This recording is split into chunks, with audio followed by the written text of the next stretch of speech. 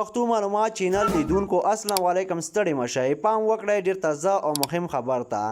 په مسکو کې د طالبانو سفیر تایید کړی ده چې په کابل کې جوړېدونکې غونډې ته د افغانستان پخوانی ولسمشر محمد اشرف غني هم راغوښتل شوی بلخوا دغه خبر هم یوه رسمي فیسبوک پاڼه باندې خپور شوی دی چې د سولې لپاره قرباني غني ورکړه او په سوله کې به بیرته په خیا او غزه سره افغانستان ته راستنیږي او دغه دی نن درته د خوشحالۍ خبر وړاندې کوم ښاغلی غني ته څو شپې وړاندې مسکو کې د افغانستان نوي دولت منتخب سفیر جمال نصیر غروال ښاغلي اشرف غني ته په کابل کې کیدونکې غونډې ته بلنه ورکړه چې ورسره غني هم تایید کړه چې خامخا به درځم هغه چې موږ ته تښتېدلي دي یا به د خاینین به ډېر زر سر خلاص شي چې موږ خاینین یو که خپلو شخصي ګټې مو زیانمنې کړي ډېر زر به سره یو په ټاغر کینو او ډېر زر به یو ملي مشارکت او یوه لویه غونډه کې ګډون لپاره کابل ته راستانه شو او د هېواد په ابادۍ او سوکالۍ ته به مټې راونغاړو د پښتو معلومات چینل لیدونکو پوهېږئ چې طالبان غواړي په کابل کې د یوې لویې غونډې ته بیا نیولې ده